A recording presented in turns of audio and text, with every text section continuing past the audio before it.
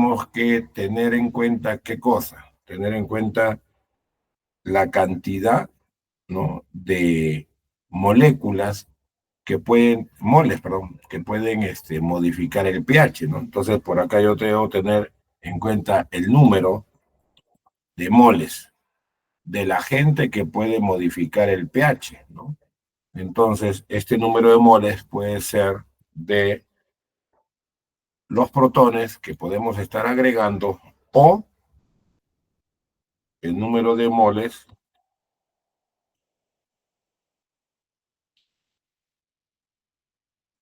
de la base que también podríamos estar agregando, ¿no? Entonces, en este caso, tener en cuenta los iones hidroxilo o los iones hidrógeno, ¿no?, que se están agregando, ¿no? Ahora, se supone que ese proceso de incorporación de este número de moles se debe de dar ¿en qué? En un determinado volumen de buffer, ¿no?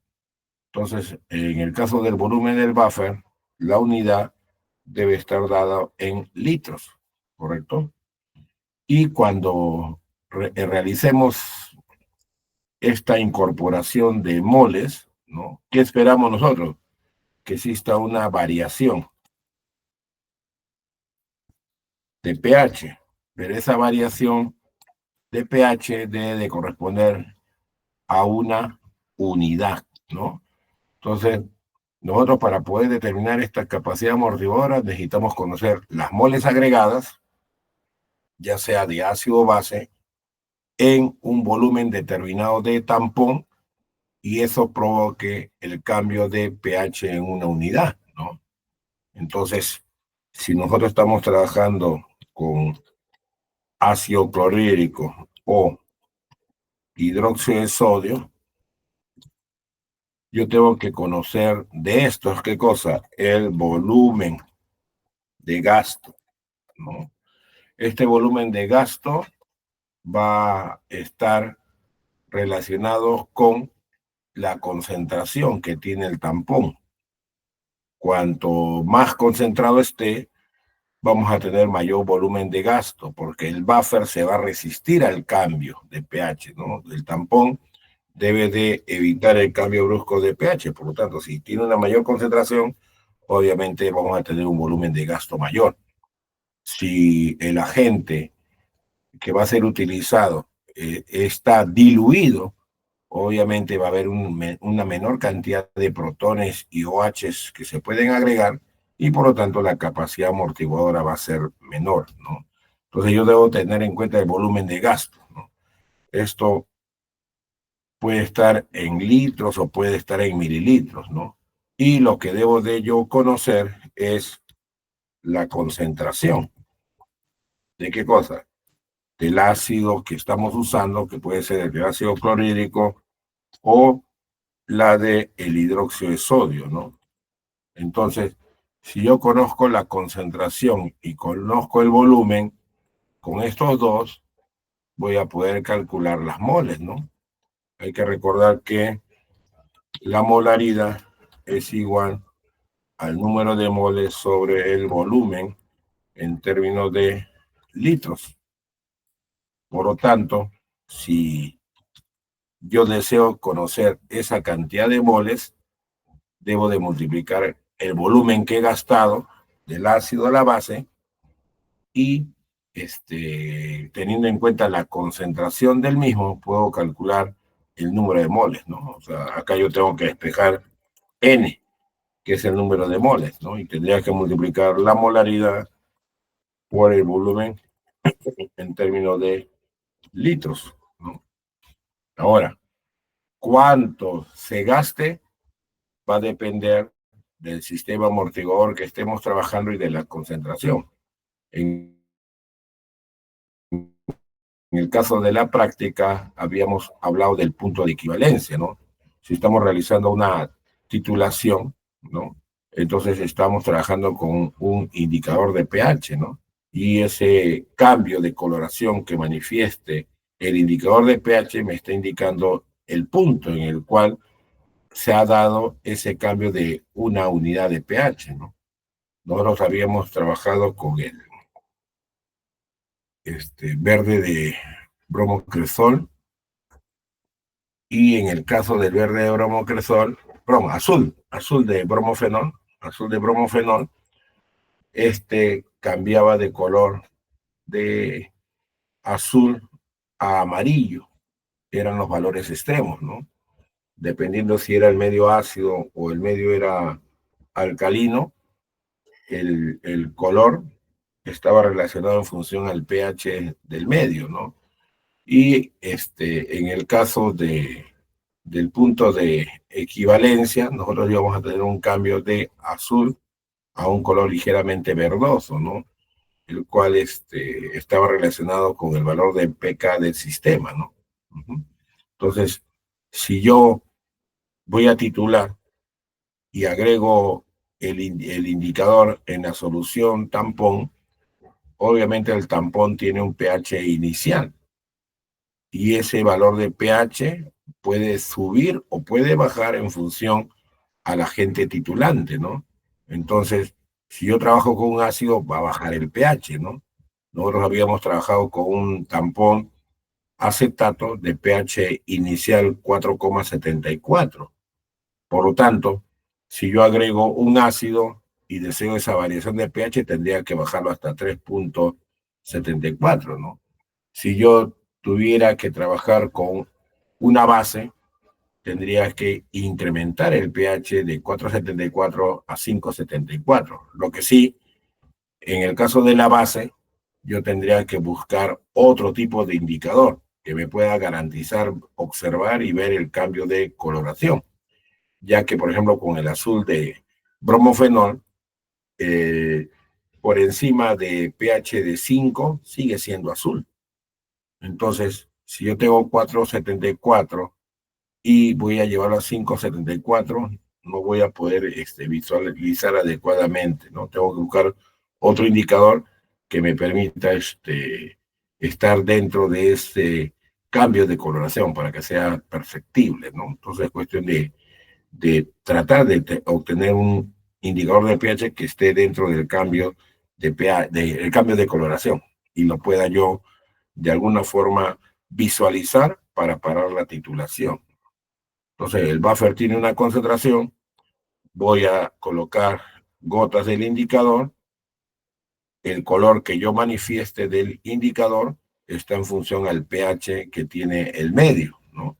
Y luego voy a titular. Y en este caso, con el buffer acetato se tituló con ácido clorhídrico, ¿no? Entonces el pH bajó, y al bajar justo en el punto de cambio de coloración, nosotros estamos teniendo casi una unidad de pH, que es lo que se está pidiendo, ¿no? Entonces, como yo gasté este ácido base y yo vi un cambio de color, paro la titulación y yo ya conozco el volumen. Y como yo sé de qué concentración es el ácido o la base, al multiplicar tengo el número de moles, ¿no? Y también hay que tener en cuenta cuánto de buffer se colocó en el sistema, ¿no? Si no me equivoco, de acuerdo a la guía práctica, eran 5 mililitros se colocaba de los tampones en un beaker. Entonces tengo el volumen del tampón que se ha colocado en el beaker, ¿no? Ya tengo el volumen. Y la variación, obviamente, es la que se está dando en una unidad con respecto al cambio de coloración inicial y final que puede tener la solución, ¿no? Entonces, si es el cálculo de la capacidad amortiguadora, solamente requiere esos datos, ¿no? ¿Otra pregunta? A ver, ¿quién levantó la manito? No visualizo.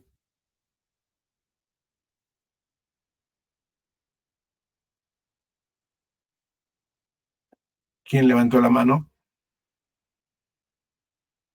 No, profesor, me equivoqué. Disculpe. Ok. A ver, señorita Rosa Salcedo, le escucho. Profesor, profesor, buenas noches. Una consulta. En el caso de la ecuación de Michaelis y la La de Dobla de dobles 5. inversos de Lineweaver, la velocidad máxima y el km para ambos, ¿no tendrían que salir igual? ¿Por, ¿O por por qué, qué saldrían diferentes? por qué tendrían que salir iguales? ¿Por qué? Ahí la verdad que me entró la duda porque es que ambos sirven para ir el Vmax y el km. Ahí me entró como que la duda porque salían diferentes así los valores. Tienen que ¿Podríamos? salir diferentes porque son dos parámetros diferentes. Uno es velocidad, que nosotros le hemos relacionado con cambio de las absorbancias, ¿no? Y la variación de absorbancias con respecto a un blanco, ¿no? Y en el caso en el eje X, debe de ir la concentración teóricamente en términos molar. Nosotros lo hemos trabajado en términos porcentual, ¿no? Entonces, los dos valores no deberían coincidir. Si coincide ya, bueno, es coincidencia, pero teóricamente deben ser distintos, ¿no? Ya, porque obviamente, si estamos hablando de una velocidad, es un valor numérico alto para mí, en tanto que la concentración, el km, ¿qué cosa es? Una concentración de sustrato que me permite alcanzar la mitad de la velocidad máxima, ¿no? Entonces, las concentraciones que se trabajan para alcanzar la velocidad máxima obviamente son saturantes, ¿no? Pero el km que se calcula está en el eje X, pero cercano a, al intersecto del eje X y Y, ¿no? Es un valor pequeño, ¿no? Si es de alta afinidad, va a ser un valor muy pequeñito, ¿no? Entonces, no deben de salir iguales. Para mí, no deben salir iguales, ¿no? ¿Ok, señorita Rosa? Ok. Sí, está bien, gracias. ¿Alguna otra consulta?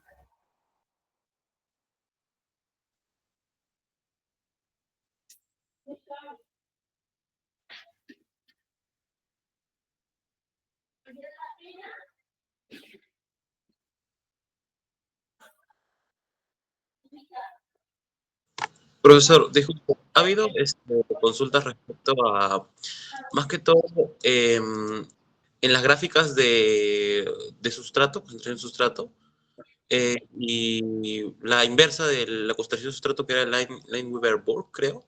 Sí, la Eh, doble recíproca, sí. Ujú. Muchos tienen un poco de dudas respecto acerca de su cálculo, más que todo, o en qué aspecto podríamos enfocarnos para el examen.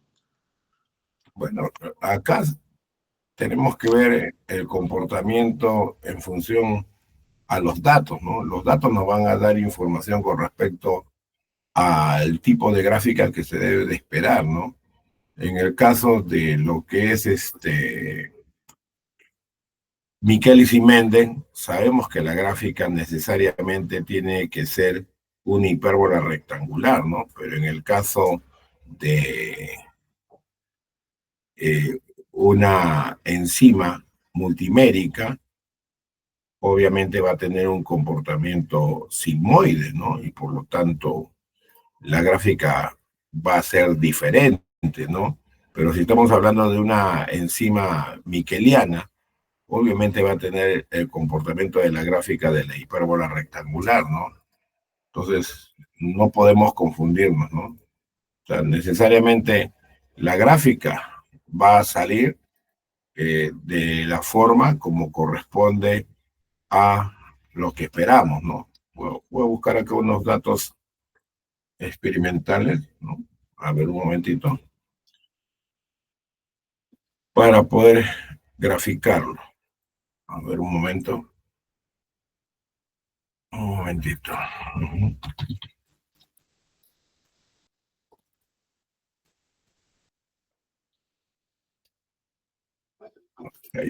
Aquí hay una tabla, un ratito. Ya, acá encontré unos datos de internet. Un momentito.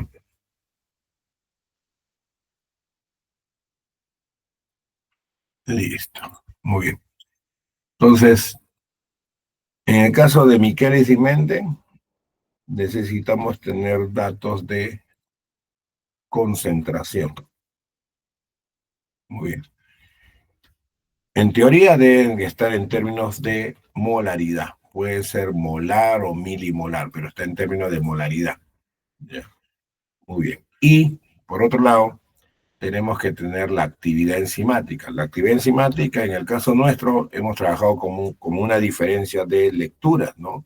Pero debe tener unidades de velocidad, ¿no? Eso es cuestión de poderlo estandarizar, ¿ya? Pero para cuestiones prácticas, nosotros estamos evaluando la actividad enzimática en función a lo que corresponde consumo de sustrato, ¿no? Entonces, a medida de que la enzima interacciona con el sustrato va desapareciendo, ¿no? Entonces, nosotros de esa forma hemos evaluado la actividad, ¿no? Pero sabemos que en el eje X debe ir velocidad de la reacción y en el eje Y, perdón, en el eje Y la velocidad de la reacción y en el eje X la concentración, ¿no? Muy bien, entonces acá estoy poniendo unos datos experimentales que he encontrado en una tablita de internet. Lo estoy repitiendo tal como lo he encontrado. A ver. Entonces tengo acá ciertas concentraciones de sustrato. ¿Ya? Y por acá tengo valores de velocidad con algunos errores experimentales. Son datos experimentales que he encontrado. A ver, un momentito. Es 3, 2.8, 5.4, 7.6, 7.9, 9.4, 9.9, 11.8, 12.3, 12.8, 12.4, 14, 14.8. Me falta un dato, un momentito, 0, 0, 5, 1, 2, 2. Acá falta un dato.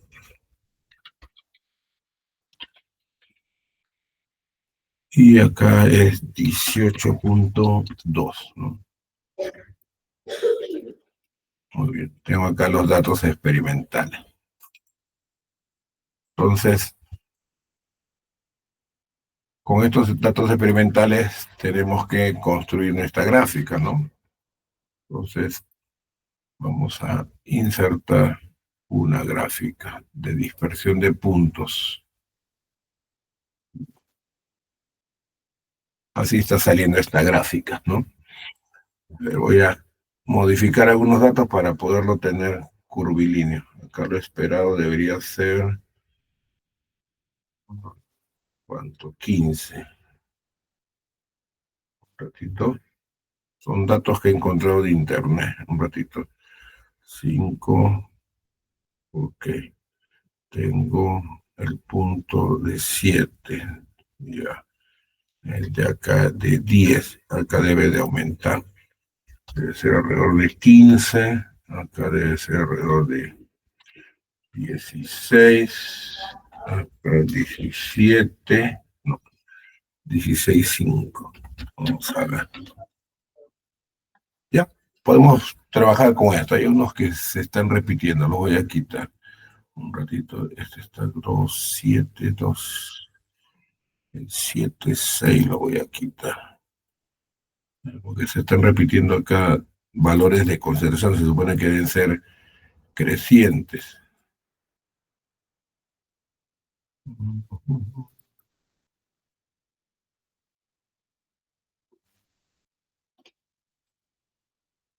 El último acá, 16.5, el 16 lo sacamos. Ahí está. ¿Ya?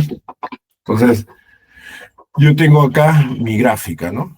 Estamos trabajando con concentraciones crecientes de sustrato y tenemos tenemos velocidades de reacción que van aumentando. Es lógico, ¿no? A medida que vamos incrementando la concentración de sustrato, la velocidad debe de aumentar, ¿no? Y lo que tenemos que obtener es una gráfica de hipérbola rectangular, ¿no? En el caso de la parte experimental nuestra, ha debido de mantenerse la velocidad de forma constante, ¿no? Pero acá, como están estos datos, lo tengo todavía en forma creciente, ¿no? Si yo, por ejemplo, hubiera tenido acá, voy a poner unos datos, ¿ya? voy a modificar esto, que sea 18, 18,2, acá que sea 18, no, me pasé, acá que sea 16, acá que sea 15, más o menos, ¿no? Entonces, por acá ya tengo que este lado, ¿no? La velocidad ya se mantiene constante, está en 18 y 18,2, ¿no? Entonces, la velocidad máxima sería de 18. ¿Qué tengo que hacer? Calcular el punto medio.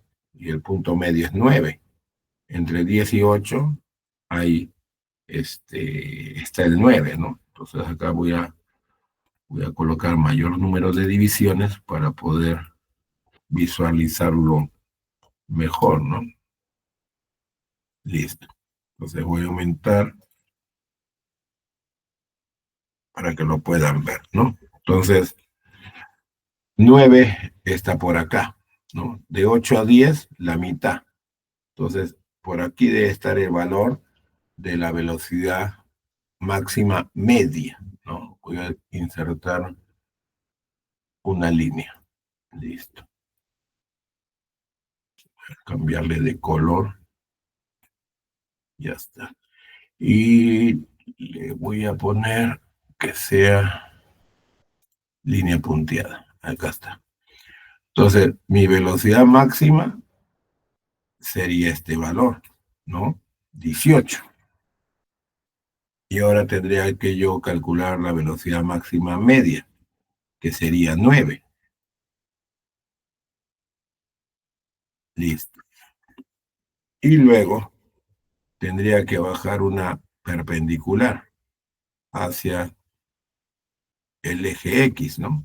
Entonces, del intersecto de la curva, yo bajaría. Entonces, más o menos sería, acá es de 0 a 5. Acá hay 5 cuadrados, cada uno vale 1. 1, 2. Sería 2,3 más o menos, el km, ¿no? Entonces, yo podría decir que la velocidad máxima es igual a 18 y el km es igual a 2,25, es lo que me parece, ¿no? Y obviamente tendrían las unidades que le correspondan, ¿no? Entonces, eso es de esa forma, ¿no? Ahora, voy a copiar esto. Y yo quiero hacer ahora la otra gráfica, la doble recíproca. Tengo mis datos, pero estos datos ahora los tengo que invertir. Entonces va a ser la inversa de sustrato y va a ser la inversa de la actividad o de la velocidad, ¿no? Muy bien. El primer punto no va a contar porque la inversa de 0 me va a dar otro valor, ¿no? Muy bien. Entonces, yo requiero trabajar con este dato, ¿ya? Pero su valor inverso. Sería 1 entre este valor. Listo. Y del otro sería 1 entre este valor. Listo. Entonces ya tengo mis datos, ¿no? Hay muchos ceros, hay que reducirlo.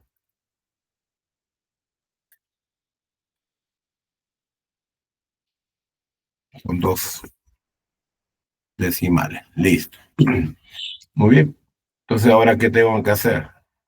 Mi gráfica, pues, ¿no? Entonces, vamos a insertar una gráfica de dispersión. Ahí está. Listo. Pero varios han presentado el informe hasta aquí. Solamente el lado positivo, pero eso no es así. Las gráficas deben tener su lado negativo también. ¿Ya? Entonces acá, más o menos proyectando, voy a ponerle mínimo, un ratito, mínimo que sea -1, correcto, ahí está. Ya me salió la parte negativa, ya está, listo. Entonces se ve acá que hay una continuidad, hay una línea recta por ahí. Entonces, voy ahora a prolongar esa recta, ¿no? Entonces voy a insertar aquí una línea pero le voy a cambiar el color. Un poquito más delgadita. ¿Dónde está?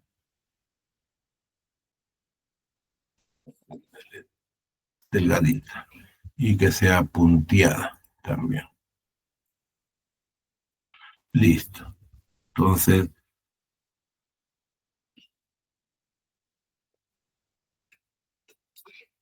más o menos ahí, si vemos la línea de tendencia, está por aquí. Con su más menos del error, ¿no? Se puede ajustar eso. Hay la parte de programas estadísticos ya. Pero más o menos la tendencia. Puede ser que haya un punto que no corresponda. Entonces hay que tratar de forzarla que pase por la mayor cantidad de puntos, ¿no? Entonces más o menos por ahí es la media. Muy bien, se supone que en el papel milimetrado ustedes tienen mayor cantidad de cuadraditos, ¿no? Ahorita estoy poniendo los cuadraditos adicionales. Listo. Muy bien. Entonces, yo estoy haciendo mi gráfica de line Weber-Burr, inversa de sustrato con inversa de velocidad, ¿no?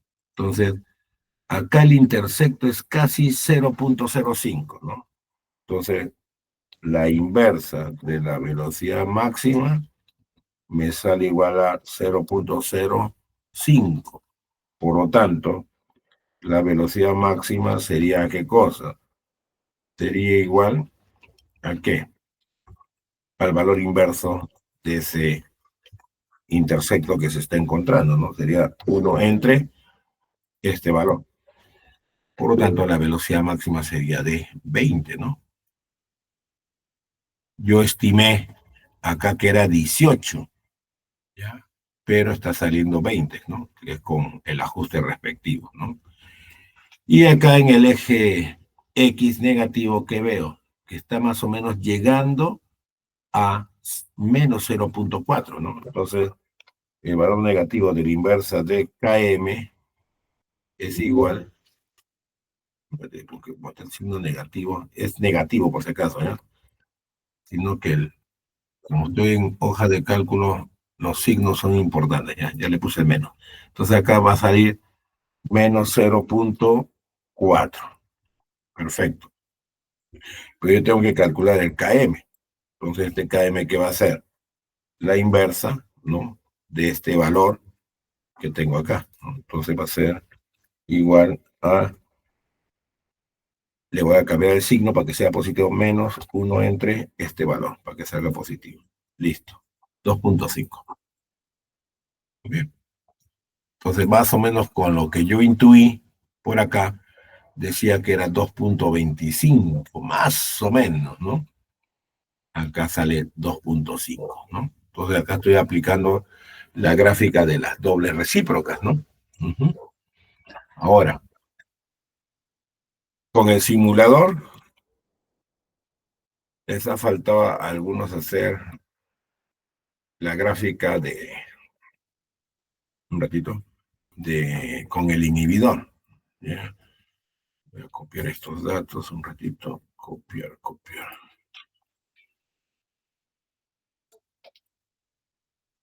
Grado especial, vínculo. Esos son mis datos, ¿no? Muy bien. Entonces me faltaría acá una columna con un inhibidor. ¿Ya? Vamos a ver. Ya voy a inventar datos. ¿Ya? Esto sería cómo cambia la velocidad con un inhibidor. Entonces, se supone, a ver, una inhibición de tipo no competitivo tiene que bajar la velocidad. O sea, el valor numérico tiene que aumentar. Ya voy a inventar unos datos, ya no sé qué es lo que salga, ya. Pero yo sé que se debe de disminuir la velocidad, por lo tanto, la inversa debe de aumentar, ya. Vamos a ver cómo sale.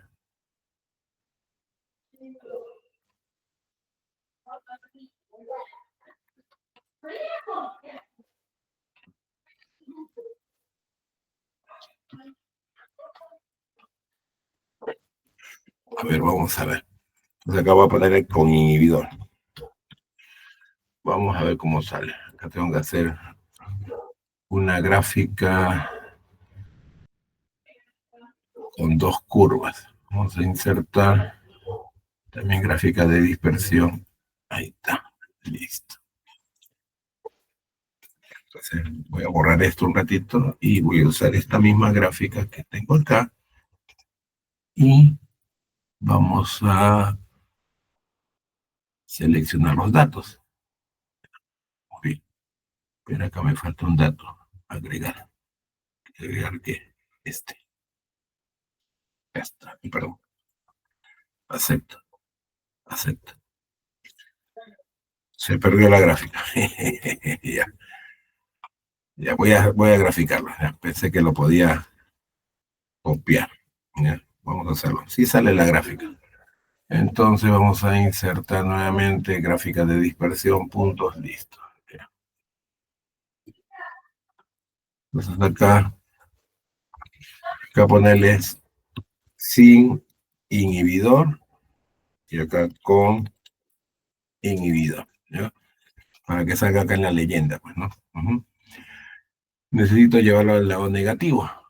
Entonces voy a cambiarle acá a menos 1. Más o menos. Ya está. Ahora lo que vamos a hacer es ampliar la escala. Listo. Entonces, voy a robarme esta rectita que tengo por acá para pegarla por aquí. Listo. Entonces, yo ya sé, está por aquí esta línea. Vamos a aumentarle más cuadraditos por acá. Como si fuera el papel milimetrado. Listo. Muy bien. Habíamos dicho que era 0.05 y menos 0.4. Ahí está. ¿Correcto? Muy bien. Y la otra recta que tengo acá es la del inhibidor, ¿no?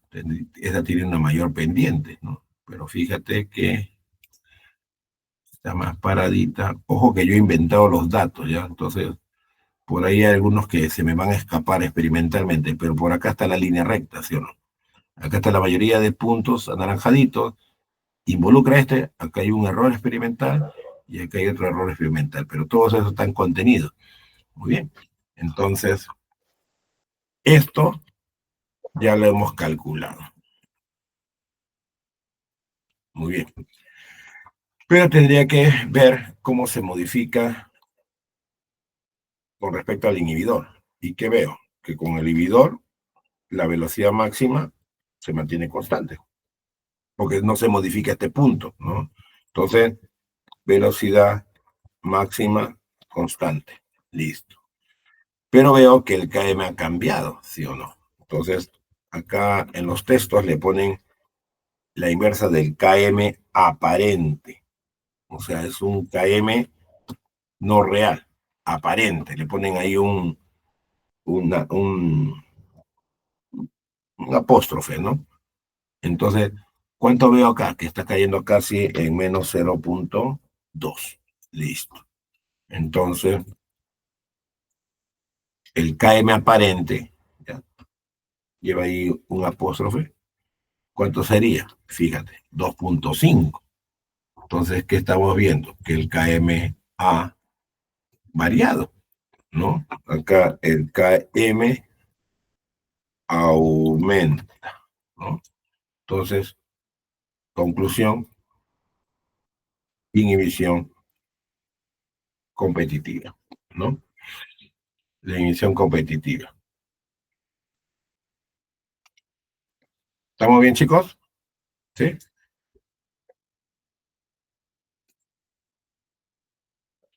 Ya. Señorita Jaimes, Elena. Sí, profesor, buenas noches. Una consultita. Entonces, en el examen vendría así con velocidad y el producto mol, porque en el simulador de inhibidor lo que estaba relacionado era como micromol y el otro lado era Sí, es ajá. que la velocidad, recuerda se puede medir en función a cantidad de sustrato degradado por tiempo o cantidad de producto formado. Es lo mismo, ¿ya? En el caso de nuestra práctica es por desaparición del sustrato. Si nosotros tuviéramos cuantificado el sustrato inicial y tuviéramos el sustrato final, la diferencia nos daría la cantidad de sustrato que fue consumido por 5 minutos. En 5 minutos, ¿sí o no? ¿Está muy bien? Eso se podría calcular, ¿no? Pero para la cuestión práctica, para nosotros es la resta de absorbancia, actividad, ¿ok? Y en el eje X, obviamente, tenemos nosotros que tener las concentraciones, ¿no? Entonces, para la evaluación, si fuera así, obviamente van a haber menos puntos, pues, ¿no? Porque si no, se van a demorar en construir la gráfica, ¿no? Ya sabemos que para hacer una línea recta se requieren solamente 2 puntos, ¿no? Entonces, ahí hay que ver la parte del criterio de cada estudiante, ¿no? Entonces, para hacer la curva necesito todos los puntos, ¿no? Pero para hacer una recta yo requiero tener por lo menos 2 puntos, ¿no? Entonces, lo importante de acá es que se pueda visualizar el comportamiento de la reacción en función a la presencia de un inhibidor.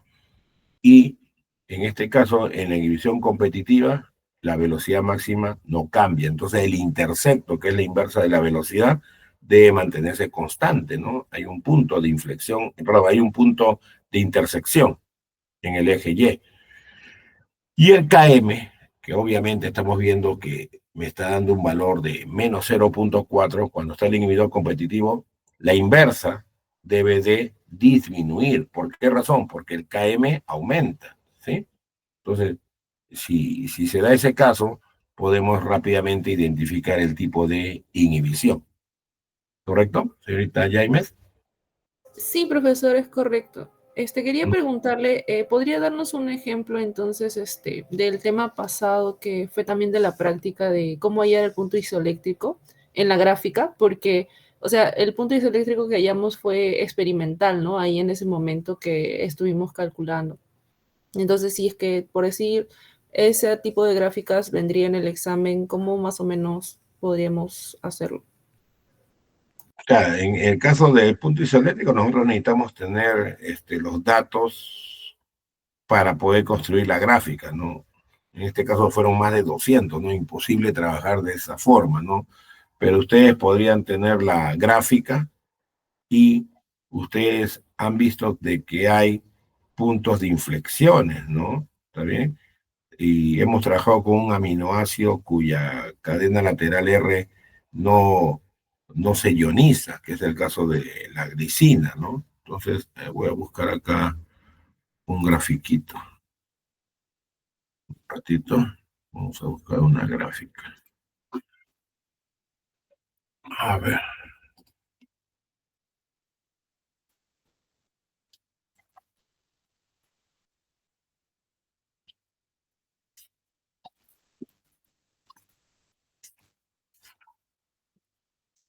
Un momentito ya. Vamos a ver qué encuentro para poderles mostrar.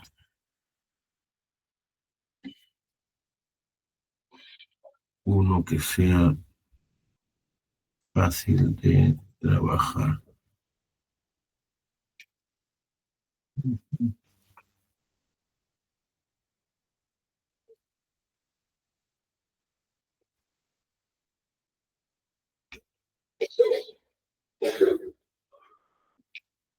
Un momentito, ¿ya?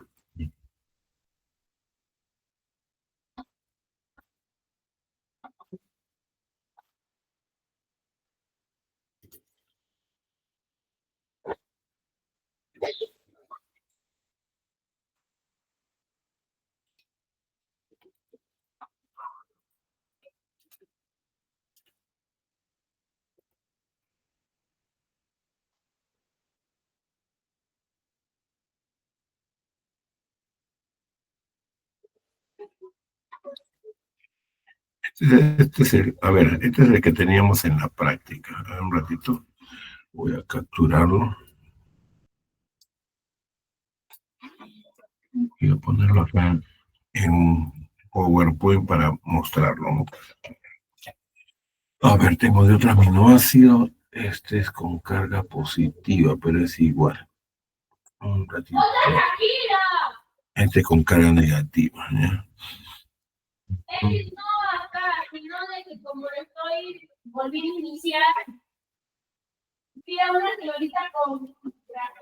A ver, vamos a mostrar.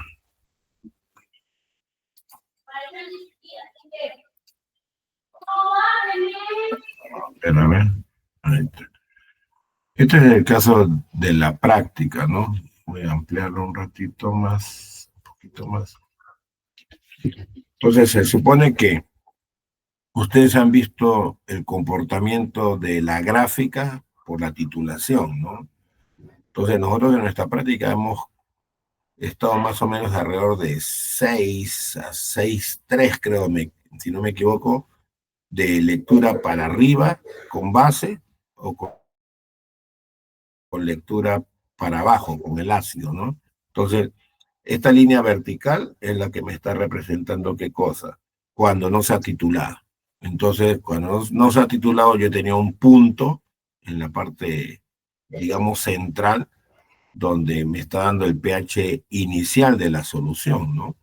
Cuando hemos titulado, hemos tenido, ¿qué cosa? Un incremento de pH trabajando con bases, ¿no? Entonces acá me ponen el número de equivalentes de hidroxilo, ¿no? Si titulamos, obviamente la cantidad de hidroxilos va a aumentar. Por lo tanto, el pH, porque esta es mi escala de pH, ahora va a ir subiendo el pH poco a poco, ¿no? Entonces, acá ustedes han debido de encontrar, fíjate, en este punto de inflexión que va a corresponder al punto isoeléctrico, prácticamente una línea recta, donde el punto central correspondería al punto isoeléctrico, ¿no? Pero cuando hemos estado titulando, por acá también aparece un punto de inflexión, ¿sí? Entonces, si yo dentro de esta curva superior, yo veo el punto de inflexión, que voy a poder conocer en el eje X de la escala de pH, el valor de pK de ese grupo químico, ¿no? En el caso de la glicina, trabajamos con dos valores de pK, del grupo amino y del grupo carboxilo, ¿no? Entonces, en el caso del pK2, es el que corresponde al grupo amino, ¿no? Igualmente, hemos estado titulando con el ácido y el pH ha ido bajando, y nos ha dado esta estructura también de esta forma, ¿no? Entonces, el punto de inflexión se va a dar en ambos extremos de estas curvas, ¿no? Por lo tanto, yo voy a poder localizar los valores de pH en esa zona. Y por lo tanto, si yo conozco este valor y este otro valor, justo debe de coincidir en el punto de inflexión central de la gráfica, ¿no? Entonces, de esa forma se puede calcular, ¿no? Matemáticamente sabemos que es sumando la semisuma, ¿no? De valor de pK1 más el valor de pK2. Pero gráficamente yo podría tener este tipo de gráficas, que es la que hemos hecho, ¿no? Entonces, directamente se puede ahí hacer el cálculo de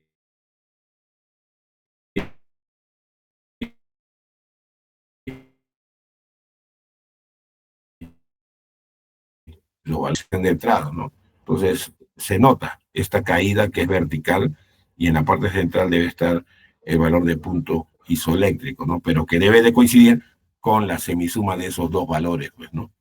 Ahorita no tengo acá, a ver, voy a fijarme si tengo algún informe de lo que han presentado ustedes. A ver un momentito.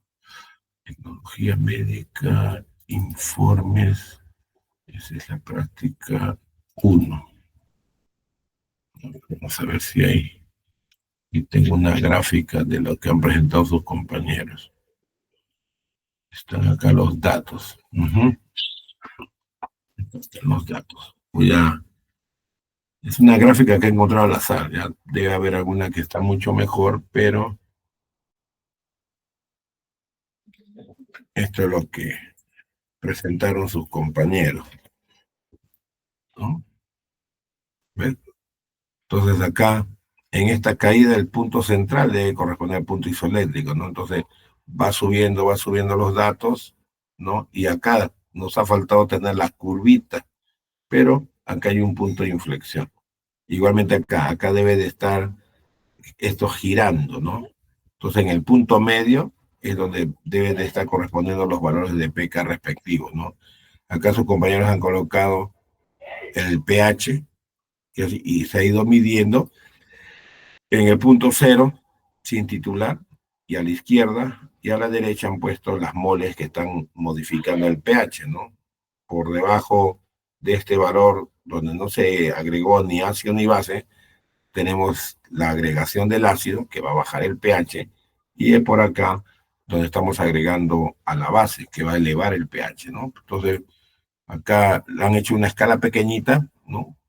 Para poder hacer la gráfica, ¿no? Acá prácticamente no se ven los puntos totalmente, los experimentales, ¿no? Han hecho una tendencia, de repente han tenido por ahí una gráfica patrón y por ahí han estado sacando los datos. Voy a ver si hay otra gráfica que esté más nítida, que estén los puntos. Si no, como han sido 200, no se puede visualizar. Acá sí, en esta gráfica, sí se ven los puntos. A ver un momentito. Acá, ¿ves? Tu compañero está poniendo los puntitos, puntitos, puntitos, puntitos, ¿no? Entonces, tengo esa información para poderla graficar, ¿no? O sea, necesitaría yo tener los datos experimentales y hacer el cálculo. Lo otro, tener la gráfica y buscar los puntos de inflexión para poder determinar el punto isoeléctrico de los aminoácidos. En este caso, nosotros hemos trabajado con un aminoácido que la cadena R no se ioniza. Por lo tanto, la gráfica es mucho más sencilla, ¿no? Ya que si hubiéramos hecho de otro aminoácido que sí, la cadena lateral R se puede ionizar, tendríamos más puntos de inflexión, ¿no? Un punto de inflexión adicional, pero tendríamos que trabajar con aquellos valores de pH y de pK que sean lo más próximos, ¿no? Para poder determinar el punto isoeléctrico. ¿Alguna otra pregunta?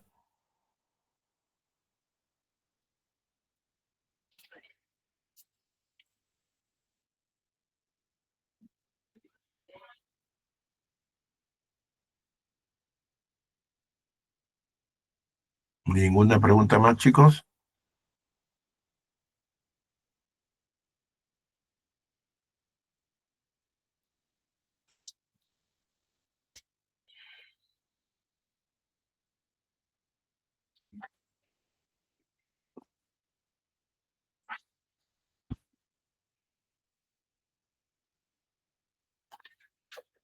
Muy bien, no sé. Depende de ustedes, chicos. Las preguntas son lo que no hayan entendido, algo que tengan problemas con cálculos. Cada uno sabe sus propias debilidades, ¿no? O quieren reforzar algo también, ¿no? En la repetición está el gusto, ¿no? De estar consultando, preguntando algún tema que ya conocen, ¿no?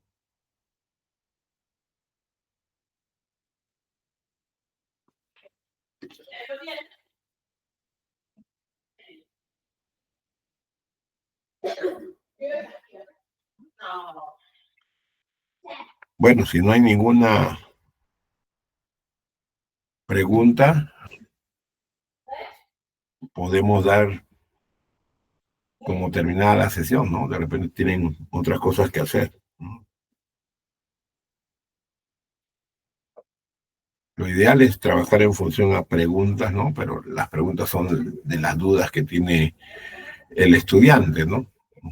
Hemos hecho práctica de micropipeta, hemos visto las partes de la micropipeta, las técnicas de medición de volumen, hemos hablado de unidades de volumen, necesariamente tiene que haber conversión de unidades, ¿no? Dentro de lo que corresponde a las unidades de volumen. Luego la otra ha sido de la preparación de buffer, ¿no?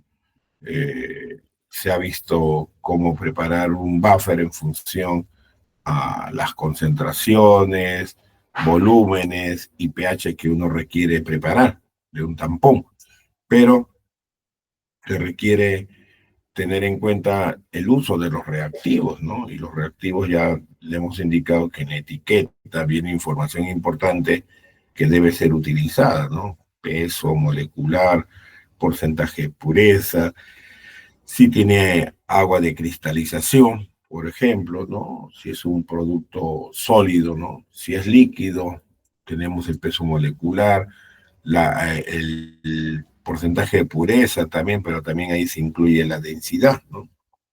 Y con eso, en función a Henderson-Hasselbalch, tenemos que preparar nuestra solución, ¿no? Ver nuestra proporción de mezclado de la sal conjugada con el ácido débil y luego ver nuestros requerimientos que estén en función al volumen y la concentración del buffer que se quiere preparar, ¿no? Y con eso, tener nuestros cálculos matemáticos para poder realizar posteriormente el pesado o la medición del volumen respectivo, ¿no? Luego hemos tenido soluciones ya preparadas que tienen una concentración determinada y necesariamente teníamos que calcular el volumen de cada una de ellas, ¿no? Y bueno, después era la práctica de determinación de la capacidad amortiguadora, ¿no? Donde jugamos con ácido diluido, ácido concentrado, con el buffer concentrado, con el buffer diluido, ¿no? Entonces hay algunos criterios que hay que tener en cuenta frente a la dilución del buffer, ¿no? Que no va a modificarse el pH, pero sí se va a modificar la concentración del mismo, por lo tanto va a afectar la capacidad amortiguadora del tampón, ¿no? Después hemos hecho la titulación, ¿no? Del aminoácido de glicina. Hemos visto cómo se puede realizar la titulación, ¿no? Hemos visto de que el aminoácido tiene propiedad ácido-base. Le hemos ido titulando y obviamente ese aminoácido va a manifestar esa capacidad, ¿no? Y frente a la titulación hemos podido determinar, ¿no? Los valores de pK respectivos de esos grupos carboxilo o amino que tiene el aminoácido y también el punto isoeléctrico, ¿no?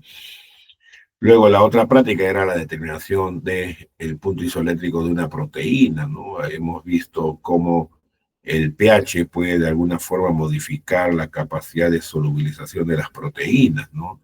Y por lo tanto, cuando la proteína, su sumatoria de cargas se hace cero, obviamente vamos a tener su insolubilización, ¿no? Lo cual es evidencia, ¿no? De que ya hemos alcanzado el punto isoeléctrico, ¿no? Y eso lo hemos hecho con la caseína, ¿no?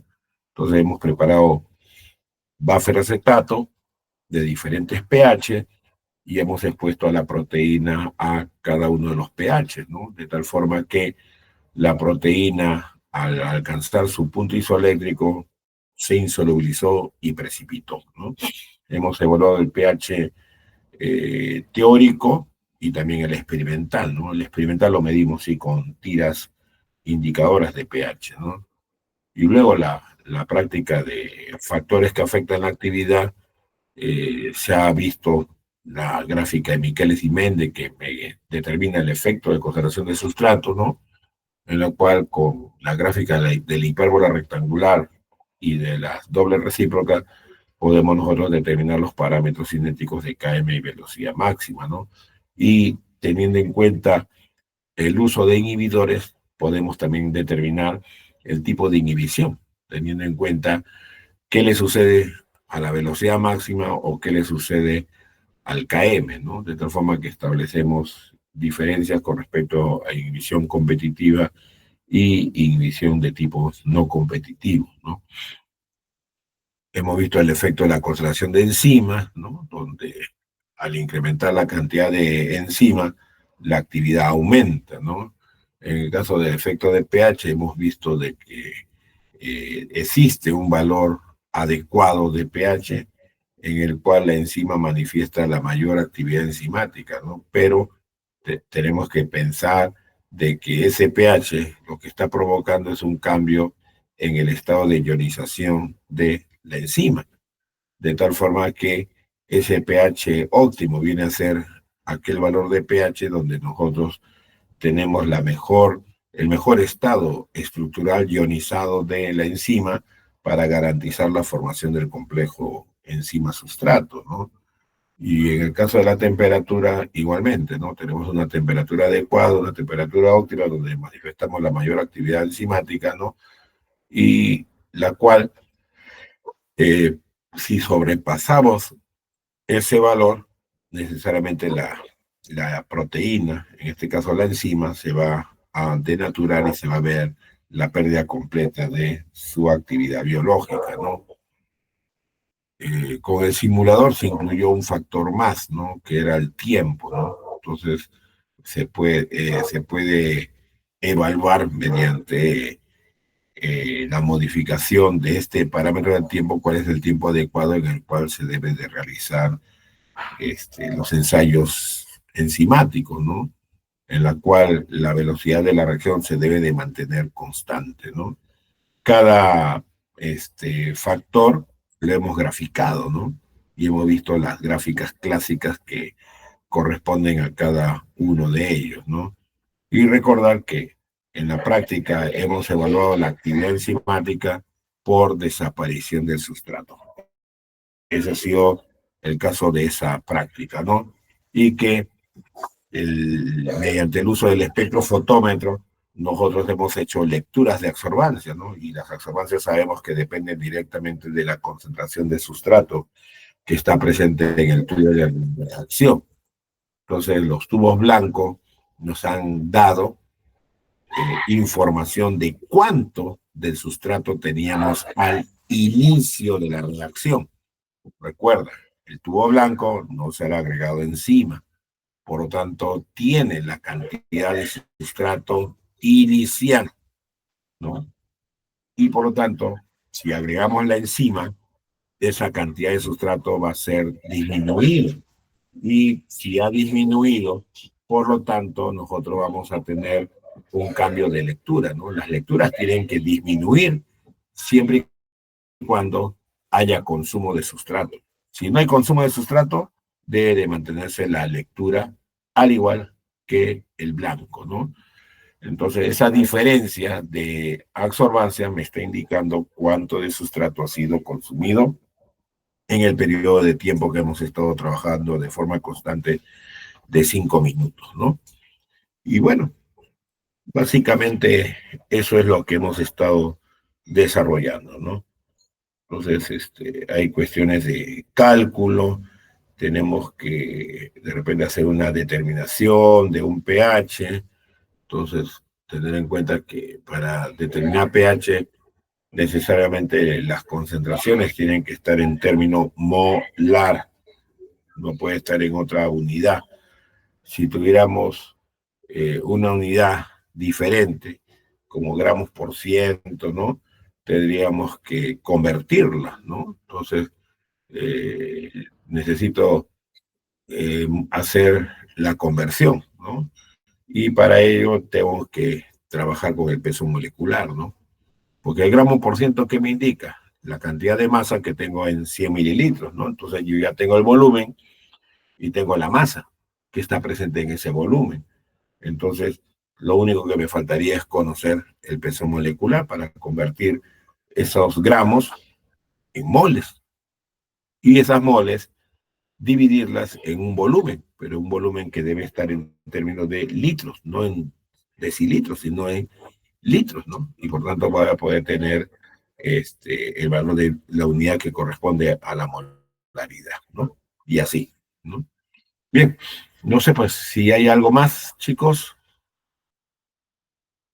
Si no hay nada más que mencionar, preguntar, eso sería todo por mi parte, ¿no?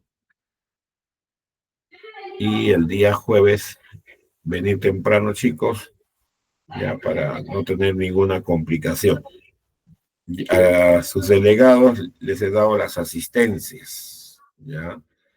Estoy esperando que me entreguen los profesores las últimas calificaciones para poderles brindar esa información y solamente quedaría las calificaciones de los dos exámenes teórico y práctico, ¿no? Por ahí yo le voy a poner un promedio de notas solamente para que vean cómo están. Hay algunos alumnos que sí han justificado, ¿ya? Entonces no se van a perjudicar, pero hay varios que no han justificado, ¿no? Y recuerden que la justificación se presenta el mismo día o máximo una semana, ¿no? Para poder ser aplicada, ¿no? Y no le perjudica al estudiante, ¿no? Entonces estamos teniendo problemas de tardanzas, ¿ya? Y lo último en la teoría que hay suplantación, ¿no? Que no vienen y firman otros, ¿no? Entonces, yo ya tengo marcado ahí los estudiantes que otras personas han firmado por ellos, por lo tanto, esa inasistencia no se va a justificar. No se va a justificar porque ya han hecho, en vez de indicar de que por qué faltaron, mandan a otro estudiante para que le firme su asistencia, ¿no? Entonces ya invalida su justificación, ¿no? Bueno, vamos a ver cómo sale el día jueves y de ahí seguir avanzando, ¿no? No podemos parar, así que mis buenos deseos para ustedes para que salgan bien en esta evaluación, ¿no? Muy bien, chicos, muchas gracias. Muchísimas gracias a usted, profesor. Gracias, hasta luego. Muchas gracias, profesor.